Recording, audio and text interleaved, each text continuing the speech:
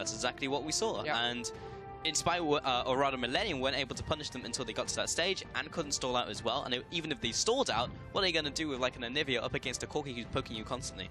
And that's what I like about stuff like Hecarim, who can hard engage on Anivia. Like, the wall doesn't do anything because he's just going to fly right over it and he's going to get onto you, so your zone control you normally offers doesn't work. Yeah. It is very likely Inspire has used the entire week preparing certain picks that do well against British champion pool. Because it's very predictable. It is Anivia, it's Orianna, these kind of control mages who all suffer against these hard engaged champions like a Hecarim. So definitely seems to be the game plan for Inspire. Pick and bans, a lot of the same. Corki now being banned away, Millennium does not want to first pick it. Could see a first pick Kalista come in, but then again, I don't think it has that much value because you can then trade it for Lucian. I actually rather see something else being first picked by Millennium with the way pick and bans are going now. Yeah, and once again, Cogmore banned out, so good to see priority on that one being banned away. Poppy was the last ban, so first pick, what are we looking at? Well, jungle picks, everything is open, basically. So we're looking at Poppy's banned away, Fiora is open up top lane, Yeah. Alistar is being banned. So a lot of the normal potential first picks are gone here. GP has been banned, obviously. Kalista's open. I'm looking at we're looking at either they go Kalista if they want that, or they go for Fiora. Or I feel like they can go for potentially a standout jungle pick like in Italy, but we have seen both teams don't value that as a clear tier 1, so they go different instead. Yeah, Joko doesn't really strike me as a big Italy player, unlike someone who has a very similar name to him, Dokko. But then he did get executed in the jungle after 2 minutes. Fiora in the top lane, so as their priority pick.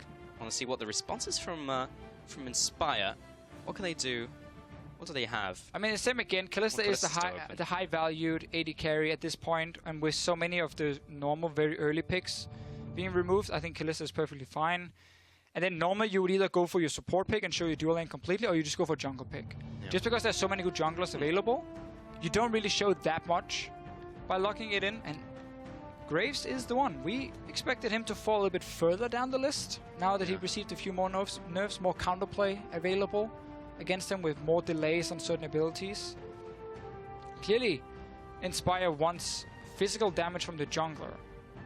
Which means AP top and mid, maybe? Yes, very. I mean, that's one of the reasons you would pick Graves at this point. If you want to have AP in other lanes. Like LeBlanc and Ahri.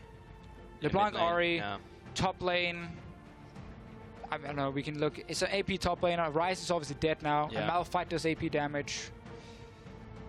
Nautilus, I don't know, like any of the tanks right now. We're seeing a bunch of tanks being played in the top lane who, even if they don't deal a lot of AP damage, they just don't do any damage at all. So if you want AD from the jungle, you can get the damage there. So it makes sense. It doesn't really reveal too much about the composition, so Millennium can't react to it in that way. Rek'Sai picked up as the next jungler. We're thinking he was, or she was going to fall down a little further in terms of the tier list. Gragas is still available in this game, and then Pickett and Thresh will go into Masterwork as well. So Rek'Sai has become this pick where you pick Rek'Sai to scout the enemy jungler more than you pick Rek'Sai to do something yourself. Like, your job is basically to keep track of where the enemy jungler is going, and Rek'Sai won't look to like 1v1 the Graves. You can gank better though, so that is an option for Joko in this game to be more active in the early game in terms of ganking, but otherwise you track the enemy jungler, you focus on early vision, and then in teamfights you build Cinderhulk and you become a frontline tank and you're basically a CC machine, or CC bot like with the knockup, and that becomes like your role. So it's a very safe pick. It's rarely the game-breaking or game-changing pick though in the jungle. Even up against Graves, Rek'Sai was always a great pick because most junglers couldn't, before this patch, duel Graves just one-on-one, so Rek'Sai would just track him around the jungle. Now, with the changes to his Q and the fact he can't animate and cancel his auto-attack into Q or ultimate, I actually feel like Rek'Sai may be able to stand toe-to-toe with him, because there is reaction time now. Even if you get hit up against a wall, you can still walk away if you're on the edge of it, or even flash away, or do whatever, or dash. So that trade I don't think is actually too bad. So if they catch him with like a hook or something, they can actually kill him now. Last two picks came in from Millennium. Lucian and Anivia again, final rotation. Pick blind. Into mid laner, which is the last pick, unless it's Morgana mid. So pretty again sticking to his standard picks. Definitely not changing up anything.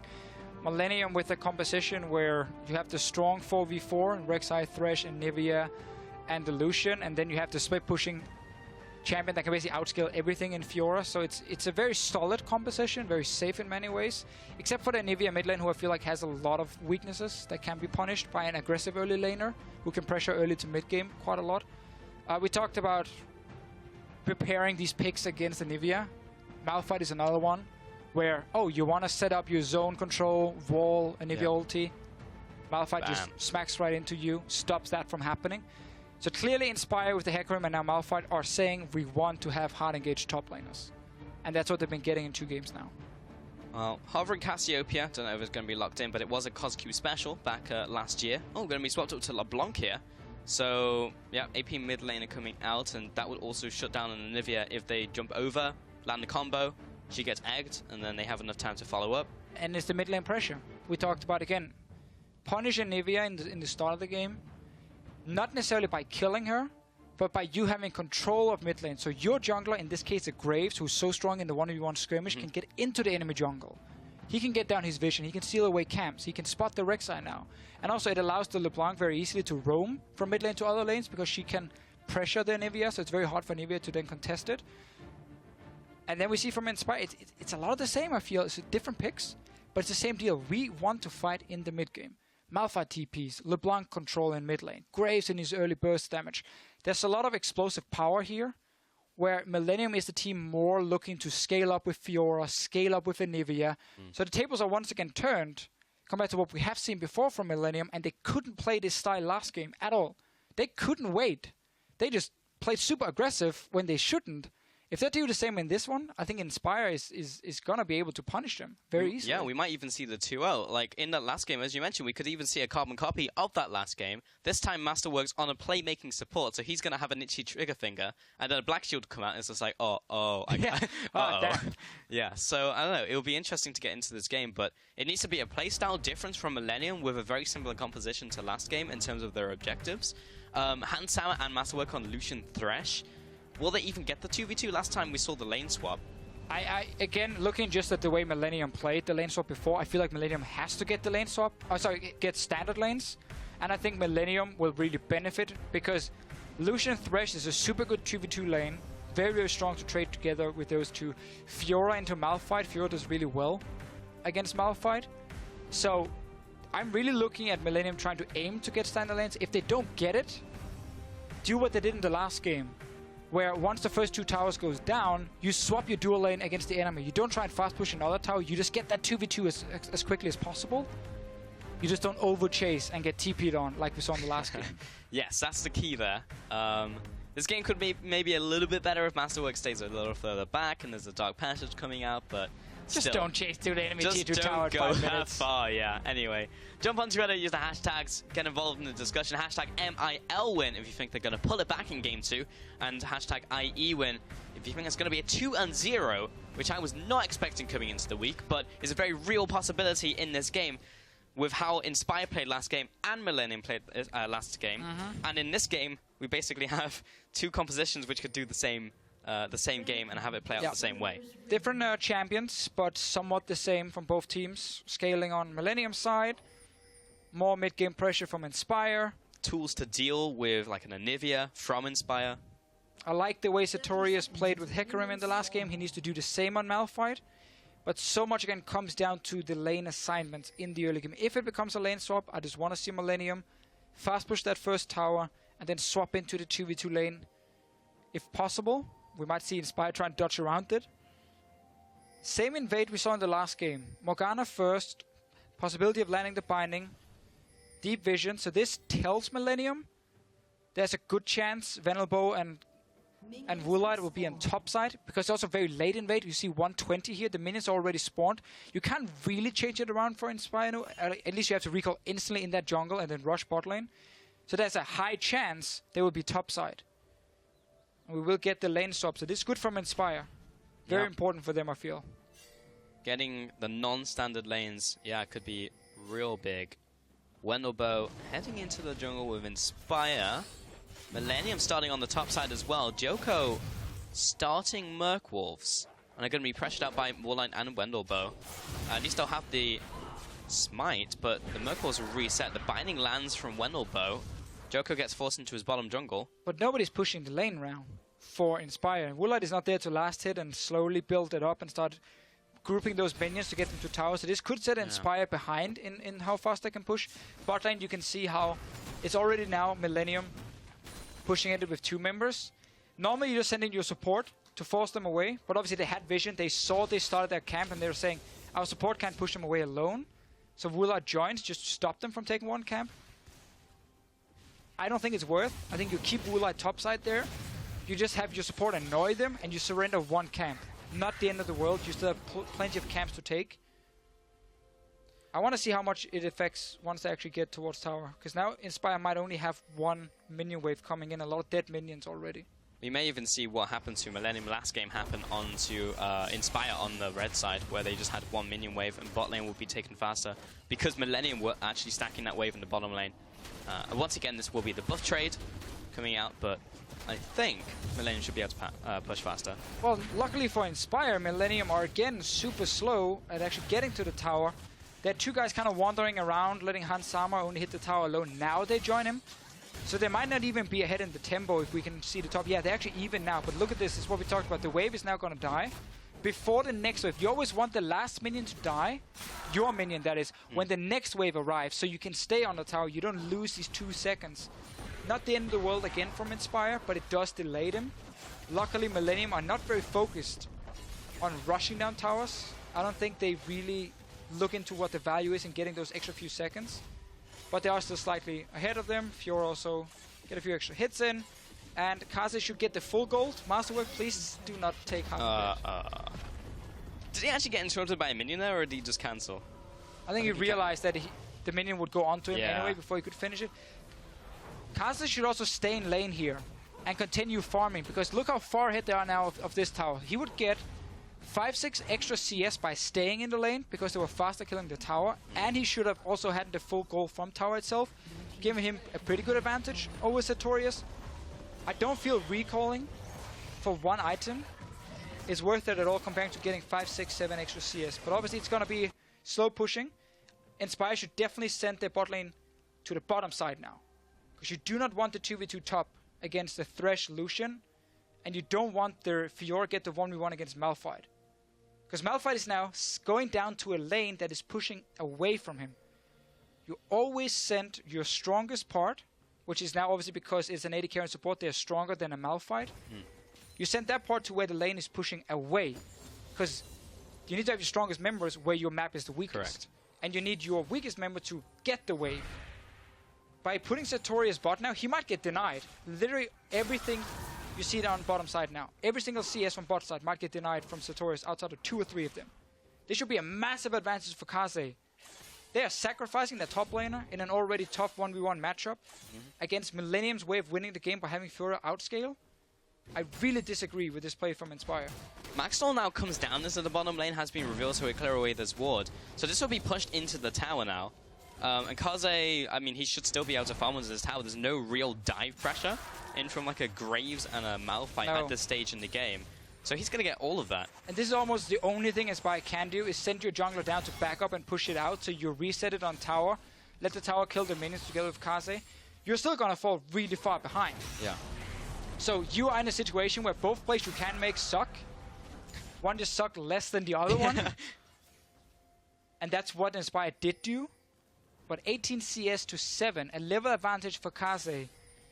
This is going to be a tricky one for Sartorius, and he might not have the same impact we saw in the first game. We kind of underestimate how important it is that Fiora is so far ahead. Costco in the middle lane, Ignite goes down onto Pretty, but he's a Nivea, he still has the egg! One more tick! Oh, Costco, sub 20 HP there. Pretty, he wasn't even near dying since he still had the egg up and available.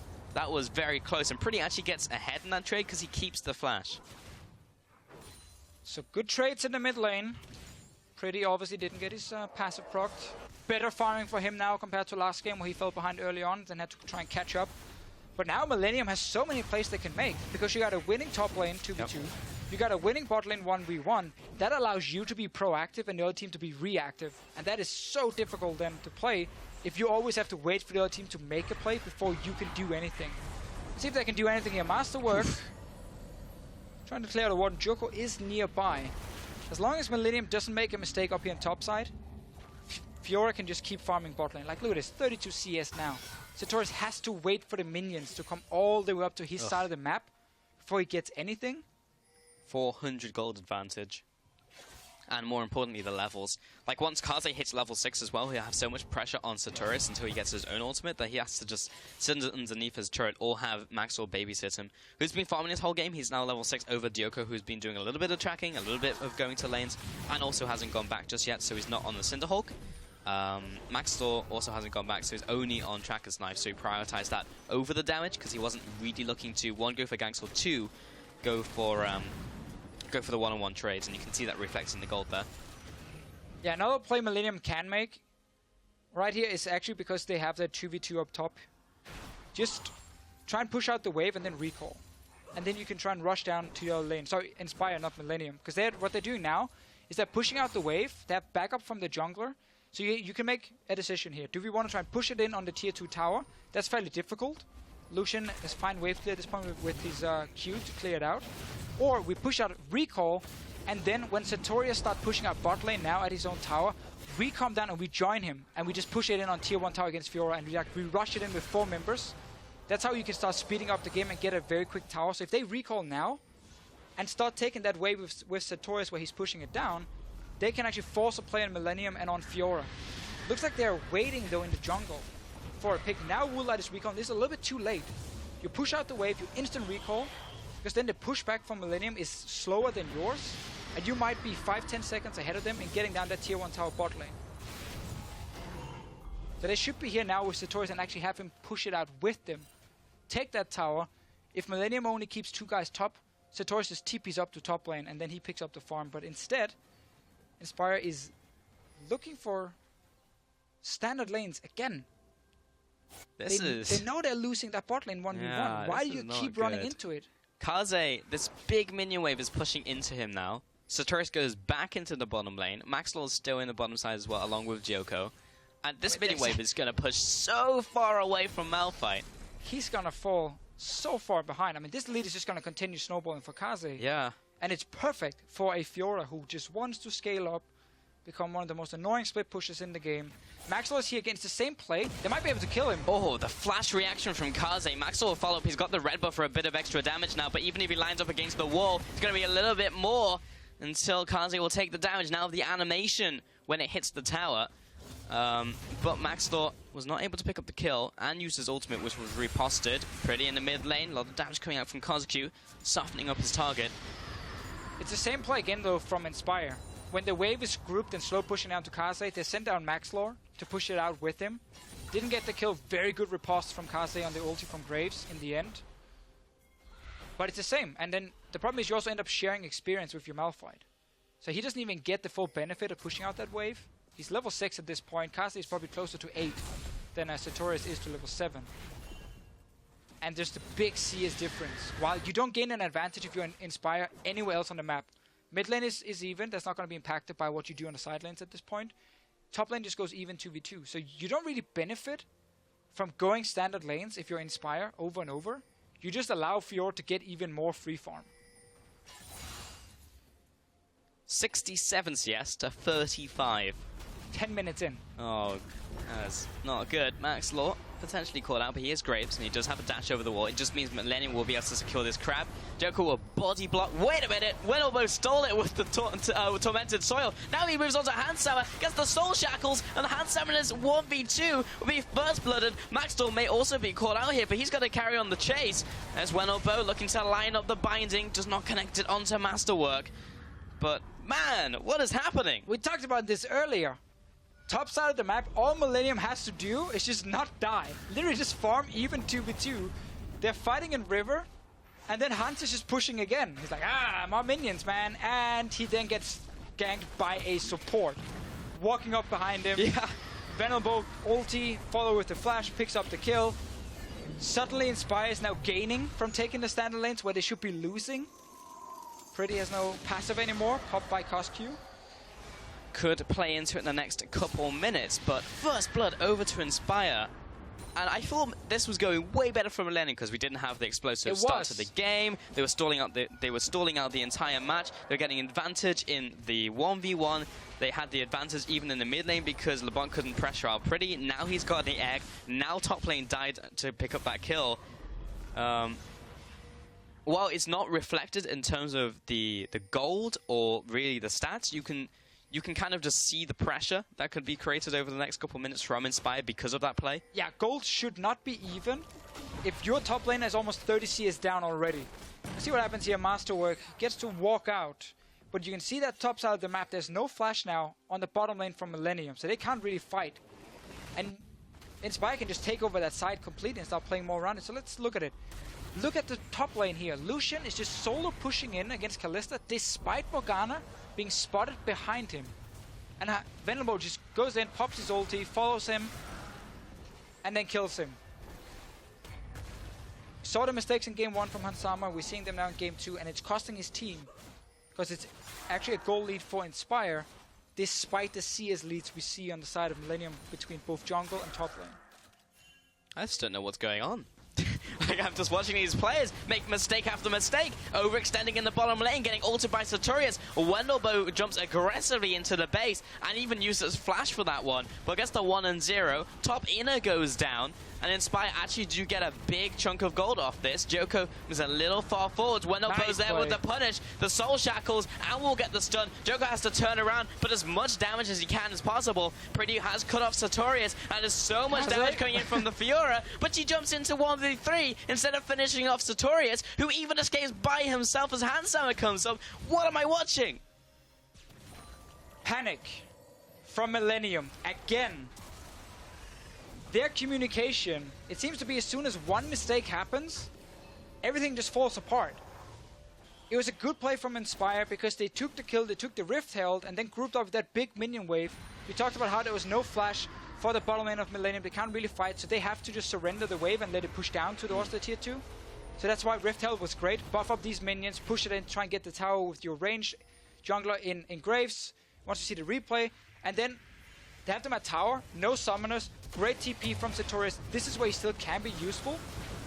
But this is now Millennium just making that first mistake that snowballs into the second mistake and not respecting the play Inspire can make. Kaz's teleport is no clue. I think maybe he's teleporting and then Cosq shows up and pokes him down. Because he's full HP now on your minimap. He TPs. Okay, so he TPs, he looks at where he's going, and Cosq pokes him down to 50%. He shows up, he's like, what's going on? Oh, I'm dead. There he dies instantly. So he was just looking at the mid lane. He's already TPing out in the open, where Cosq then pokes him down. Oh, man. I mean, first of all, well played by Inspire, but second, Millennium are just making so many mistakes, and they're making, like, proactive moves that just makes it very easy for Inspire to punish. We're talking at the start of the game where Millennium actually have the advances in these lanes. They can make these pushes happen, they can be proactive, but when the reactive team is getting so much from it, this may change in a second as Sartorius gets caught out by a death sentence, but it was not so much of a death sentence this time, it's more of a tickle, and he'll just kind of walk away. And now we have that issue for Millennium, which they didn't manage to solve in the last game, is once you fall behind and can no longer rely on just brute forcing your way through the lanes into Snowball, you now have to make these decisions as a team on a macro level. They couldn't do it last game. That has to change, otherwise Inspire, with this goal lead, with the control they have, might just run away with the game and take a 2-0, which we didn't expect coming into this. 3 points today would put them ahead of Millennium. It's at 7-9 currently. That would be really incredible in week 4 here. Oh, we didn't see that. Just when the camera is randomly showing you, you faceplant into the wall. Ooh, Hook lands onto Warlight. He was spell shielded by Wendelbo, looking for a potential follow-up, but Joko is in the bottom lane. Tunnels over the wall, tracking them on the Tremor Sense, lands the Prey Seeker, flashes over the Binding, should get the knock-up here. There's the Grand Challenge in from Kaze. Surely this should be a kill onto Warlight. Maybe even Wendell, he'll flash away. Joko will chime in with the kill along with Masterwork. That's the 2-0 Cosq has found Pretty off to the side. He likes his egg scrambled. Can he get away from this one? No, he's pretty dead. Oh, he jumps out of the way of the collateral damage. Pretty, he's still ticking down and is able to get away very briefly. CosQ is going to jump over the wall, flashes over, in with a sigil, and will jump all the way back to the original distortion pad. Now Joker's there to meet Maxlore, but he'll jump over the wall. He's good to go. CosQ made up for that fail jump into the wall earlier from distortion. So this time Millennium finds the right team fight down the bottom lane. No TP for Sartorius, he couldn't join in. Joko just sneaking in behind. Jumping on to Woolite and Venelbo. That's the ultimate mind game. He did that on top of a wall as well, where he face planted and he was just like, hey look guys, I'm lagging. And then he just like kills the Nivea by himself. Jumps in and makes a sick play. Got him. Now we just need more of this from Millennium. In order to get back into this game, LeBlanc will start split pushing now. Nobody can hold her 1v1, because if Fiora has to sit against the Malphite, so you have to teleport against each other, you're never sending a Nivea to side lane. A Lucian side lane versus LeBlanc is super, super risky for the Lucian. He's 2 levels down, he can get one shot very, very easily. Let's see the setup again. So Joko is sneaking in behind. I really like the flash to knock up to dodge the binding as well, so you don't give any reaction time. Venelbo does stop them for a few seconds, but they end up going down. Meanwhile, CosQ gets the kill onto Pretty. Oh, he gets him into Ek. Sadly, you can't really click on that lantern in time, and gets out. Whoop. And CosQ will get the kill in the end. That's actually really cool. It was a flash over the wall to dodge the flash thrust. Beautiful. Sigil, all jump the way all back the way back. Yeah. Well played by CosQ. That was a cool play, Wendelbo. Look at all these tunnels that can be cleared out. If Woolite stands on top of the tunnel as well, look at that doubling up in the gold. That is 10 gold per synergy. Tunnel. Yeah. Right there. Much needed synergy for Woolite and Venelbo. Have been part of a lot of kills in this game.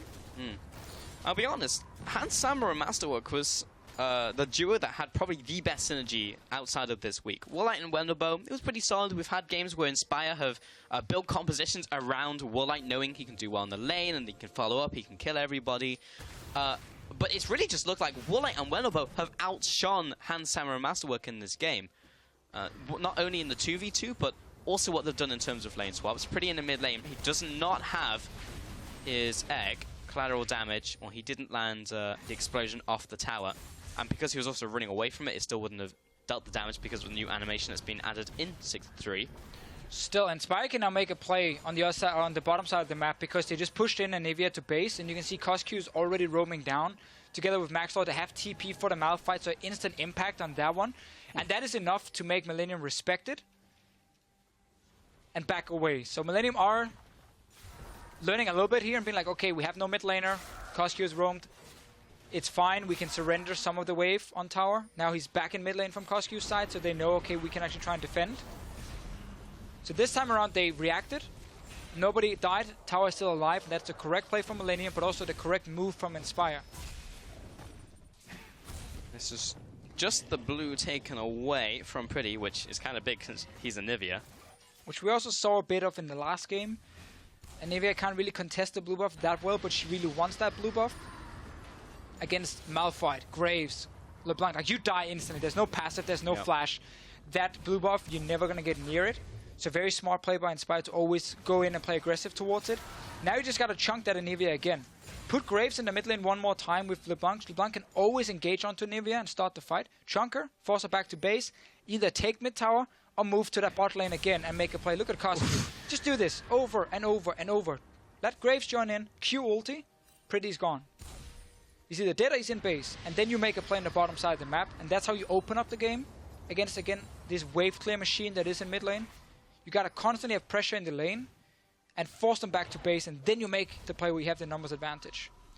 I was having a conversation with Stress last week about Pretty's champion pool and how he always delivers on a Nivea, on Orianna, these control mages, and you don't really want to ban out a control mage in champion select when you have so many priority picks up. It just ruins your champion select. But in this game, they've just answered it perfectly with their composition, with the Malphite in this game, the Hecarim in the last one, CosQ on a pressure mid lane like the Corki, the LeBlanc who can suppress him. They basically drafted the tools that they needed to beat Pretty at his own game, because they know his champion pool is very predictable. almost every control mage takes time to scale up into the late game point where they become super, super strong, or at least late mid game, early late game. So by picking strong laners, and as you said yourself, hard engage, you can always pressure them. And that's what Inspire has been doing. So very clearly, they've been preparing a lot for this specific matchup against Millennium all week long. And they found some very, very good solutions. But it also should be a awakening call for Millennium that maybe what they're doing is too predictable. You can't keep just playing control mages and things like a Nivea, which not a whole lot of other people are playing right now. But that's just a problem in every league, right? Like, you play one style really, really well. You beat everyone for the first couple of weeks, kind of like SK, 2014, 2015, where they had the 1-3-1. Oof, that wasn't even going to connect. And then teams start figuring you out. And this is what's happening right here with Inspire. Now the dive underneath this tower. Masterworks dropping low. Joker will have to flash away. No one's dead just yet. Kozki off to the side. Hansama wants the kill. We get to the cutting. Pretty will also go down in return. Both mid laners are down for the count. Joko gets bound up by Wenobo. Very easy to predict that one as he's walking to the tower. Tries to get the protection from his teammates. And a 2-for-1. Kaze in from the back lines. This could be big. Flashes onto Wenobo. But there is zero support from his team. Well, I mean, he's going in alone. This like, that's the solo queue where you're just saying, team? Well, what are you doing? It's like, he's going 1v4. I don't think Millennium could even help him there, even if they wanted to. What is going on? Hansama, you can't win this trade, and Woolite will punish you for it. He would have even taken another tower shot and would have been fine. It's the same panic. One thing goes wrong, they lose bot tower, then Inspire goes mid, takes mid tower and sets up the dive, and it seems like, again, it just crashes for Millennium. Every member is kind of like thinking on their own, oh, I'm going to be the hero, you know, I can jump in and finish this one. Pretty flashes. I'm not even sure if that binding would have hit him, but he plays it very safe, so they lose mid tower. Kozki can go aggressive here because they can see the rest of the members coming in from Millennium. This is a good play from Hansama to take him down. The problem is, we talked about this, hard engage onto a Nivea, lock her down, kill her, and now, as a team, you obviously say, guys, we can't really do a whole lot more, especially not when Joko dies.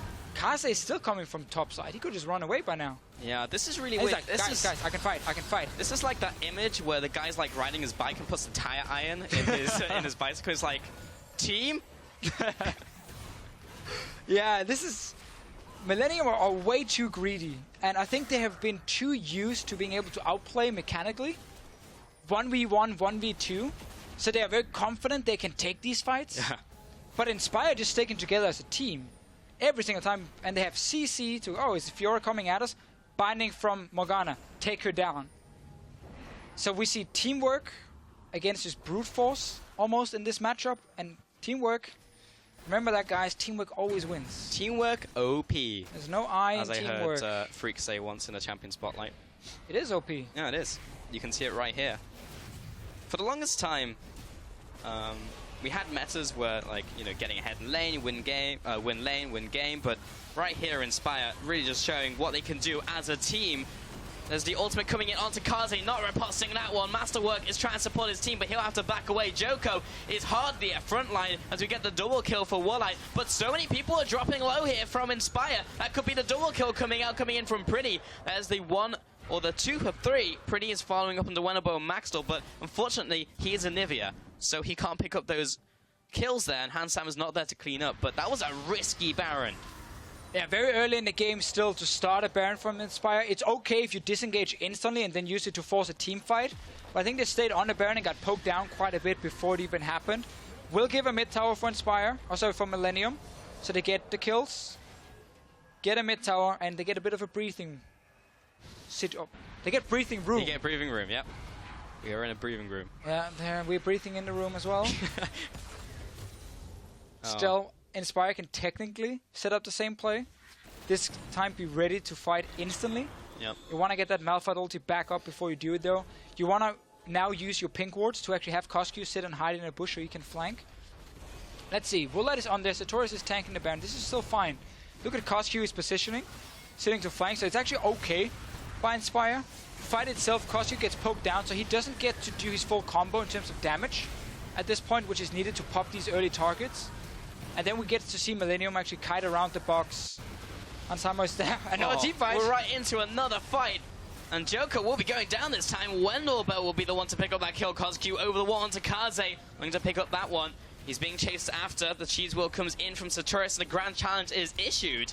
But he'll just kind of walk away because his team's already there. That was a weird ultimate coming in from Kaze. That was a 1-0. And now Inspire will pressure the Baron 4v5. Cosq's waiting in the bus, seeing if we can snipe someone up, but it's the full stack in from Millennium. The binding doesn't land from Wendelbo. This is risky, and this has been started. They need to turn around instantly. They need to decide one way or the other. Sartorius has no ulti, so he has no value in this fight to actually start a fight. And wisely, Inspire decides to back away, but again, it now gives Millennium the chance to actually push in mid and get more breathing room. Every single time Inspire starts that Baron and gets into a fight where it's very close, maybe they lose one member, they delay the Baron, they get to push up now a few more waves, even steal away a blue buff for Pretty, so it's still fine for Inspire because they are still winning. They still have a composition that should be able to close out this game, but we have that scaling from Fiora, from Anivia, for Millennium here. I mean, we're starting getting close to a death cap or a Void Staff from Pretty, and he can start doing some serious damage. Fiora, we know, can just scale up to an absolute monster. Black Cleaver is coming in for him against the Malphite, so nobody can stand 1v1 against Fiora once Black Cleaver is completed. 13-5. Inspire definitely with the advantage in this game. About 4,500 gold. Just had to math that one real quick. So they are ahead for sure. This dragon is being taken. Remember, this is the new patch, so this is still the movement speed on the third one, but they did get the extra damage. 2 towers on hit. That's a dot, remember? So it's good to hit, run away, hit, run away. It doesn't add that much value if you're standing and consistently hitting the tower. Yeah. But if you just get like 1 or 2 hits and then walk away, and you slowly chip them down, it is better. The problem is, you almost never want to play the game where you just chip away on tower for maybe like 2-3 minutes. It's better to then push it down to the tower and then walk into the enemy jungle instead of vision and create the big play, where you can get a full tower in one big play. Still, it helps. It makes it better. 4th dragon definitely is stronger. So it is okay. I don't think it's enough to make dragon suddenly a super contested thing, because towers are still worth so much more, and overall experience is just worth more than always trying to fight for dragons. Oh, Maxlore gets hooked up here, but they can't really jump on that opportunity. Same thing again, though. Start Baron, force teleport from Kase. It's what they're trying to do now. They just want to force that TP so Kase can't keep split pushing. The longer Millennium can delay going in, the better, because then obviously more damage for Inspire. They're going now. They're going to jump in. Cosq's already pushed out of the fight, so is Warlight. Lots of Inspire members have taken a lot of poke for this one, and Baron is regenerating. And now Inspire needs to back away. The problem is, 3rd, 4th time, I feel like we're seeing this. Inspire walks in to start the Baron. They have no mid lane control. Step 1 of always setting up Baron is pushing out mid lane. Yep. Every time Millennium has had the wave coming towards the enemy tower. So now, they could just walk in and take a free tower.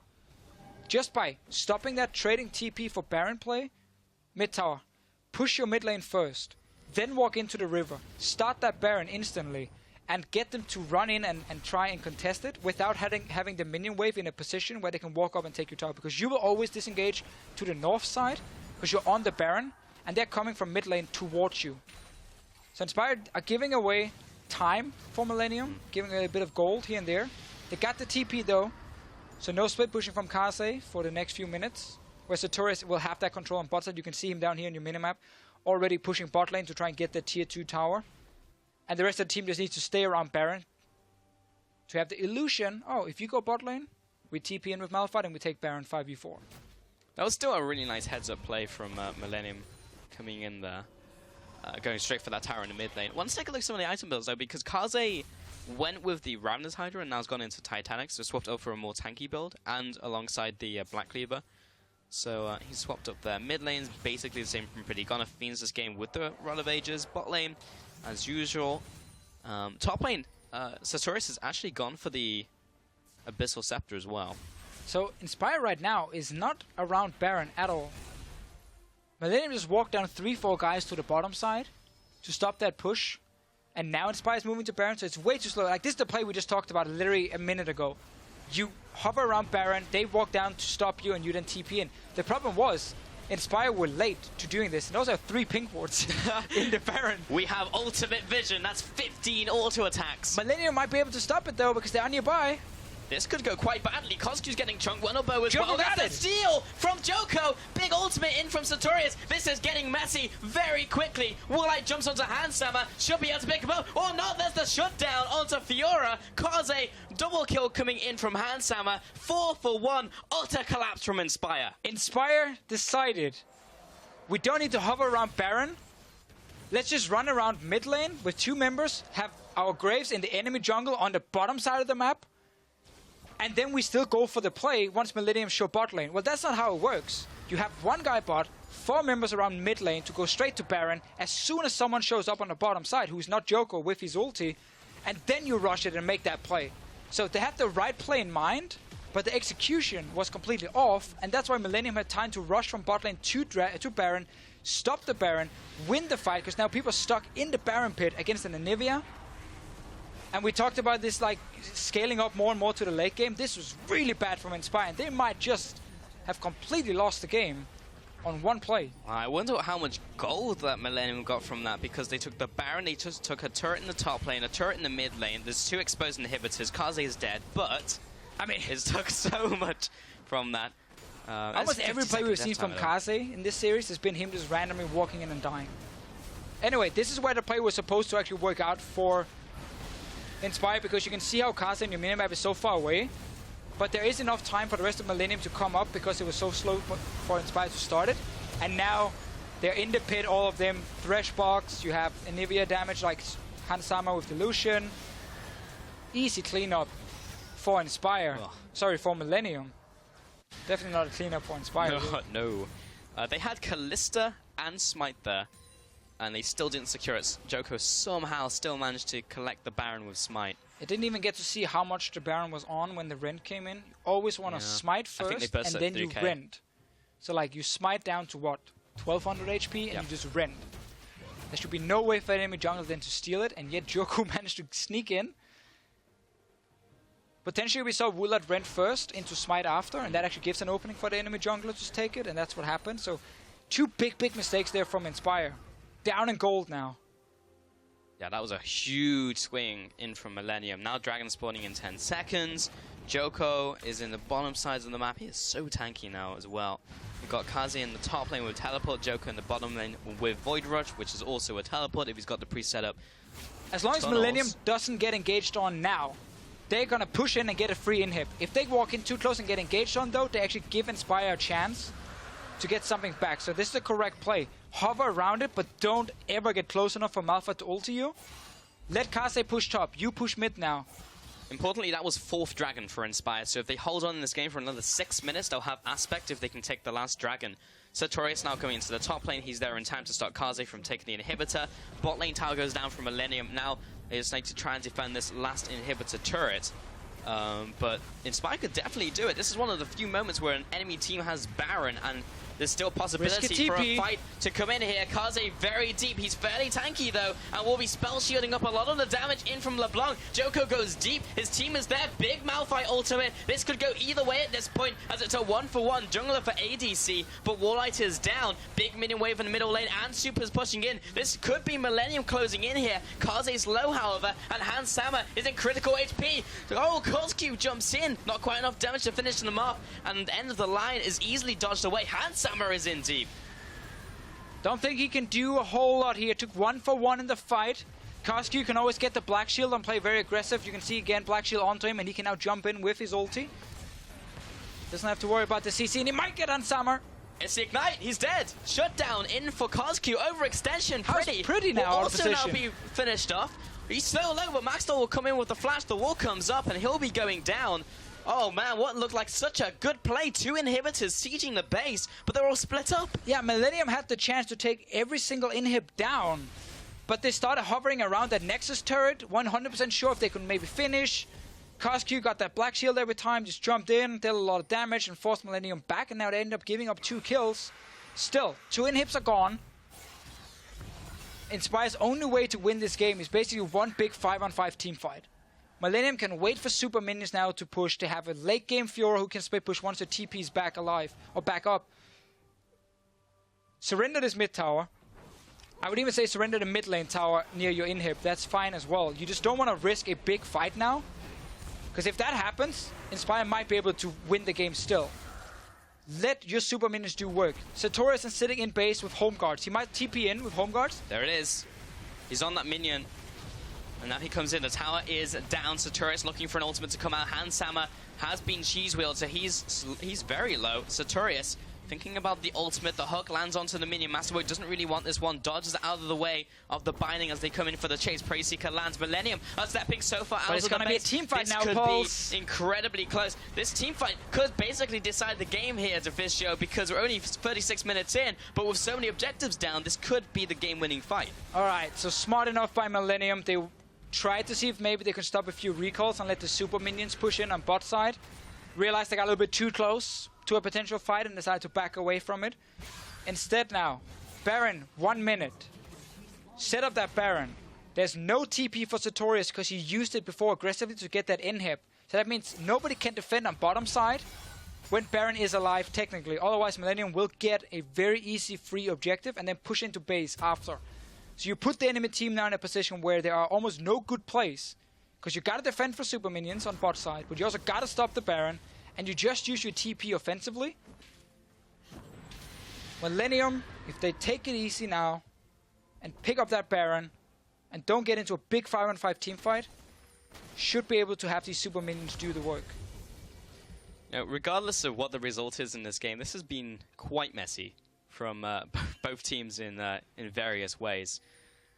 And even though Inspired looked so good, a lot of what they got was punishes of Millennium being too aggressive in the early game. Millennium just got punished there as well in the late game for trying to go a little too deep. And it really is just anyone's game at this point, whoever makes less mistakes. But look at bot lane though, super minions coming in. Millennium just needs to hover around. Don't fight, don't start the Baron straight away, just hover around it. Wait for someone to go back and clear these super minions. Then you start the Baron. Because it can either be a 5v4 team fight or you get a free Baron. So just keep hovering around it until someone shows. Now Koskyu is going to show in the minions. Start the Baron. Pretty needs to be in position. And also Kaze needs to be in position to be ready. Dear. That's the worst that can happen. Masterwork called out by the binding. He'll go down. Fate's call from Warlight will save his support. He'll be thrown back in. Handshammer instantly bound up. Wendelbow. Unbelievable binding there with the follower. Kaze's there by himself once again. Does not have the team to assist. Triple kill comes out. The flash, the ult from Sartorius. The team should be able to get in there. Throws out the seismic shard and takes a little bit of damage from Pretty, but he's Malphite. He just doesn't take damage. How? 5, 4, 1. Ace comes out from Koskyu. This will be IE closing in for the win. What just happened? What am Millennium I watching had in this so series? many options. They just had to just hover around Baron and don't get into a fight. Koskyu was clearing the base. And like rest of Millennium were like randomly in the jungle. Inspire eSports 2-0 over Millennium in week 4. What a series. And man, Millennium again. When it really matters and you need that clear-cut communication and calling, it falls apart. Masterwork got caught out. Meanwhile, Pretty was in the jungle and Kaze was trying to shove out mid. Yeah. Instead of all of them actually being ready to just rush that Baron as soon as Koskyu showed bot lane. And when the other team walks in, you fight them. 5v4, no LeBlanc. Thresh gets caught out and dies. So it's instantly a 4v4. And Koskyu had time to run all the way from base, join the fight and pick up like 1 kill in the end. Yeah. I mean, that just shouldn't have happened. Like, LeBlanc goes there. She's not got teleport. It's going to take her a while to get there. Didn't even have teleport in the Malphite. The play was clear. And even if she leaves and gets to the Baron, the super minions are going to keep coming in. Right. And, like, push into that. You even had teleport, actually, I believe, on Kaze in the end. He could have TP'd and tried and backdoor. I feel like there were so many plays for Millennium to make, and there was one play for Inspire to make. And that was catch one guy and, like, just kill him or just hard engage with the Malphite where you weren't in a 4v5. And they got that one opening. They were winning the game, though, until that massive mistake around the Baron, where they were so slow at making the correct play, technically. They were just way too slow to execute it. And they gave over 5 kills on Baron and 3-4 towers after. Yeah. Millennium were winning that game. I know. And then late. I mean. I know. Millennium is going to have a lot of stuff to look at. with these 2 games. That's a difficult one to swallow, right? Like, Yeah. you come into the game, first game, you lose pretty handily by the enemy team. Second one, you come back and almost have the game right there in your hands, and it comes down to multiple bindings that you just get caught. And as you said, so many options there. They had so many different ways to go. But that was definitely a different Millennium that we've seen over the last couple of weeks. Because if you covered up the name tags, I would not have known it was Millennium going in there. Coordination was off. Individual play was off. We didn't have big plays in from the bottom lane with the 2v2. Even when they got the 2v2 after the lane swap, they still lost. And they also got lane swap multiple times. They didn't have control over the early game, so they didn't even have the information that there was going to be a lane swap. It's just all over the place. And now the big question is, Millennium next week, can they now look at these games and say, okay, we made a ton of mistakes here and here and here. How do we fix them? What do we need to do, in 1 week to avoid this happening again?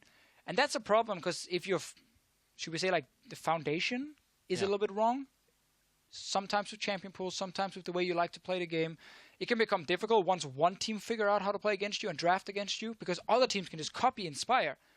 Strong pressure mid laner who can actually duel against Pretty, and some hard engage coming in from top lane to pressure an Anivia pick.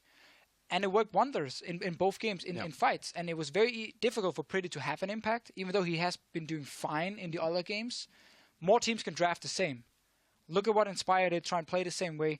Match this team on a macro level, not individual level, is the way to go. Well, let's follow up on that, actually, Deficio, because we have Maxlaw on the line for an interview here to talk about that game. And currently, you're actually ahead in #1 in the standings. So, hey, Maxlaw, how are you doing today? I'm doing all right, and how are you doing? Quite well, and I'm sure you're doing very well after that series. And as Deficio was just saying, you seem to have the number of Millennium in this one. How did your preparation go coming into this week? It was basically, we looked through the match history of all the Millennium players, and we tried to just see what they consistently play. For example, Poppy for Kaze. And we looked at specific picks in the mid lane. We generally think that Pretty plays Anivia, Orianna, Ahri, Anivia. These really kind of farm champs, and it's really dependent on Dejoko, who plays 3 AD champs in the jungle and stuff like this. And we just based our team comp around that, where we just go a split push kind of, for example, Hecarim, and just hard engage as soon as the Hecarim pressures and then rotates towards mid, for example. And it worked. I mean, very well thought out. Super effective. A lot of credit to you guys for the strategy. I want to look at the pick you played in Game 1, the Gragas jungle. It's a new pick, obviously, coming in now, 6.3. What do you think Gragas really offers, and how strong do you think he is right now in the jungle? I think the thing is, if you go Cinderhulk, I think he's pretty, not so good. Kind of like a Cinderhulk Elise, where you're just a tank. You don't really, obviously Gragas is better, but with Runic Echo, your clear time is insane and your damage is insane, and with Strength of Ages, it kind of makes up for the health you miss out on Cinderhulk. So in terms of actual jungling, he's pretty decent, but when it comes to team fighting, he just can offer so much, damage, and his ulti is engage and disengage. When his flash is up, it's just really, Gragas is just OP. So that's my thought on Gragas. I think it's pretty strong right now. It was very strong in that series, and also the interaction with Kindred as well, being blasting out of the ultimate is fantastic. While on the topic of picks, we've seen Sartorius bring a lot of interesting things into the top lane, such as the Gragas before the changes, Hecarim in this series, and also the Shen just after the rework. So why do you pick these different picks in the top lane, if you can comment on that? We just try and see what we think is kind of strong in the scrims and what works really well with the way we play. And generally, we just played Shen, and we thought this is an OP champ because you can do specific strategies, because you basically have double TP, and if the enemy doesn't have TP, or if he has TP, you can just bait it and then go back to bot lane, for example, and TP back to Nashra or whatever. Hecarim just seems to just one-shot everything, so we just decided to play that. And Gragas is kind of the same, and it's really just, well, Gragas is just Sartorius's favorite champion basically, and yeah, those are the reasons why we go for those picks.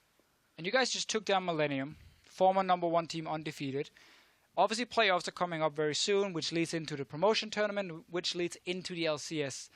Right now, do you think you guys are able to play against the likes of Giants and Rocket and actually take them down and then qualify for the LCS? I think we can take them down. it just we just have to fix our communication, because that seems to be kind of our biggest problem. Like, we have strong individual players, and like we know what to do in terms of macro play, but communicating information and like split second decisions like Malphite ulti or whatever, we have trouble communicating this. So as soon as we get that on point, we should have a pretty good chance in getting LCS. Well, it seems very close already. I mean, you were making those split-second decisions with the Malphite pulling the trigger, but thank you very much for the interview. Congratulations on the win, and we will talk to you later. All right, thanks. Thank you. But yeah, I mean, what a series. And you heard it from Maxwell, like, yeah, specifically on his plan for the game and as a team in terms of the preparation, it was so good. It was clear, right? Yeah. Pick a ban phase. First game, how they ban out so they can actually first pick a Corki and don't have to rely or don't have to risk giving like a Kalista Alistar combo against this Anivia pick, which pretty just picked both games. And again, I feel like between games you got to be able to adapt and say, okay, they had a clear strategy against our Anivia pick in game 1. We have to change it up a little bit. Yep. But it's difficult because you got like these 10, 15 minutes to fix it, and if it's not something you have practiced a whole lot, you often stick to comfort, and that's what Inspire punished. So a lot of work for Millennium now in fixing some of these predictable patterns they've shown. Yeah, well, as at this point, Deficio, I would like to remind you of your quote, which was, Millennium looked like the most LCS-ready team. The strong early game should secure them a 2-0 win. Your prediction was not even saying 1-1, it was the reverse of correct, which is wrong. Yeah. Comment. I'm very surprised with the performance I saw from Millennium. Indeed, as am I. I really expected a lot more. They got exposed, big time. Full credit to Inspire, and my predictions always suck. Like, yeah. I'm terrible at predicting anything. I think that's a little too harsh, but yeah, I definitely in that series, I feel like the recipe has been written out for the rest of the teams now. And even though there is 1 week remaining before getting into playoffs, for now, we see an adaptation from Millennium. But with game 1 in the books, we're rebenching the Danes, so thank you for your services, Deficio, but they're no longer required, so we'll be back in 5 minutes. It's because of the predictions, right? Yeah.